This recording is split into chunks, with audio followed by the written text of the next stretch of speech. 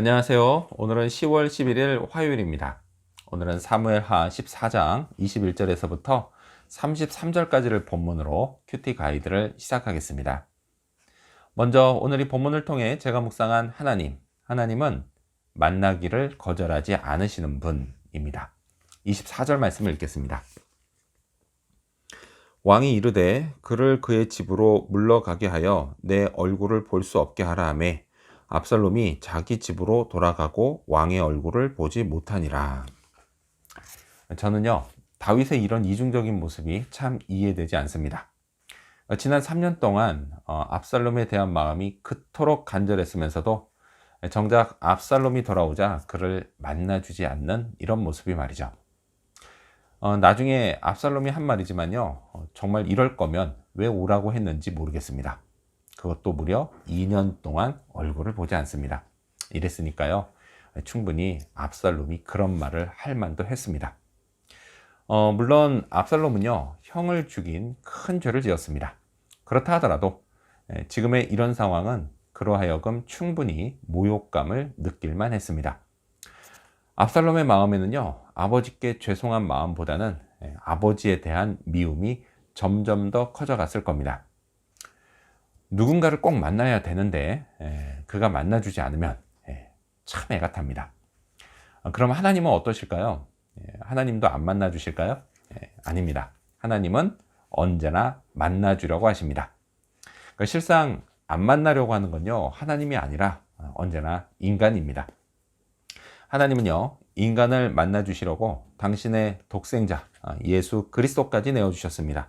하나님을 만나러 갈 수 있는 길을 만들어 주셨습니다.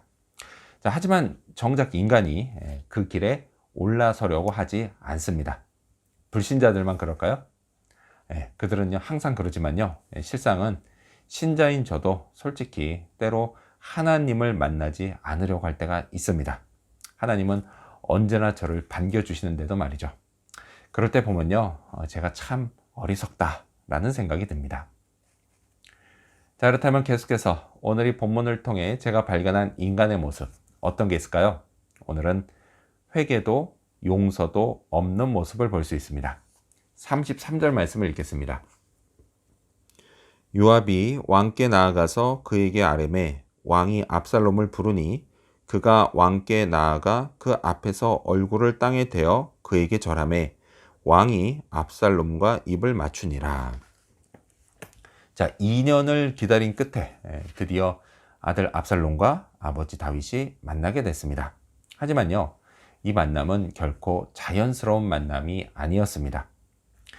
여전히 다윗은 압살롬을 만나지 않으려고 했지만요, 이를 참다 못한 압살롬이 꾀를 내서 다시 요압의 중재로 만남이 성사됐기 때문입니다.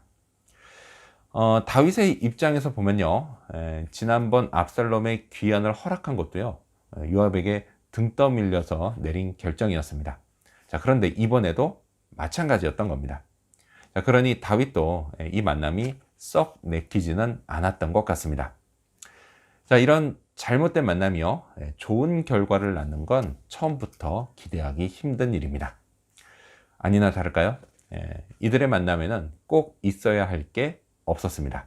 바로 아들 압살롬의 회개와 아버지 다윗의 용서입니다. 압살롬이 얼굴을 땅에 대고 절한 것과 그리고 또 다윗과 압살롬이 입을 맞춘 건요, 그저 히브리인들의 전형적인 인사였을 뿐입니다. 회개도 용서도 아니었습니다. 자, 이런 어정쩡한 만남은요, 훗날 또 다른 비극의 시작이 됩니다. 저와 하나님 사이도요, 이와 같이 어정쩡한 만남이 있었습니다. 대학생 때 다시 교회를 출석하기 시작할 때만 해도요, 딱히 하나님과의 인격적인 만남이 있었던 건 아닙니다. 제 속셈은 사실 다른 데 있었습니다.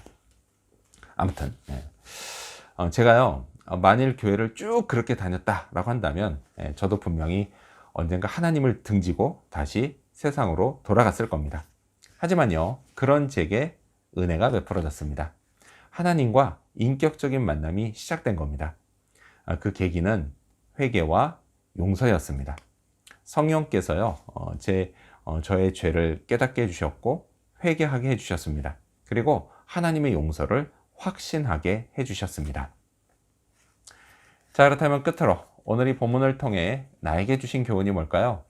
그건 아름다운 외모에 속지 말자입니다. 25절 말씀을 읽겠습니다. 온 이스라엘 가운데서 압살롬같이 아름다움으로 크게 칭찬받는 자가 없었으니 그는 발바닥부터 정수리까지 흠이 없음이라. 이렇게 성경은요, 압살롬의 외모가 무척 뛰어났다라고 전합니다. 만약에요, 그때 당시 미스터 이스라엘이 있었다 한다고 하면요, 압살롬이 단연 1등이었을 겁니다. 하기사 그의 아버지 다윗도요, 인물이 참 좋은 사람이었습니다. 하지만 압살롬이 더 좋았습니다. 성경이요, 압살롬은 머리끝부터 발끝까지 흠잡을 데가 없었다라고 전할 정도였습니다. 자, 이스라엘 사람들은요, 그의 외모에 호감을 느꼈습니다. 이건요, 자연스러운 일입니다. 하지만 제가 꼭 잊지 말아야 할 사실이 있습니다. 그건 좋은 외모가 그 사람이 좋은 사람이라는 걸 의미하는 게 아니다 라는 사실입니다. 하기사 사탄도 광명의 천사로 나타날 정도니까 말이죠. 아름다운 외모에 속지 말아야겠습니다. 동시에요, 저도 제 외모에 너무 신경 쓰지 말아야겠습니다. 하나님은 저의 중심을 보시지 결코 외모를 보지 않으십니다. 내면의 아름다움, 이것을 위해서 더 신경 써야겠습니다. 이를 위해서요, 하나님의 말씀을 사랑하고 예수님을 바라보며 닮아가야겠습니다. 성령의 충만함을 구하고 인도하심을 따르기 위해 애써야겠습니다. 이런 내면은요, 자연스럽게 겉으로 드러나기 마련입니다.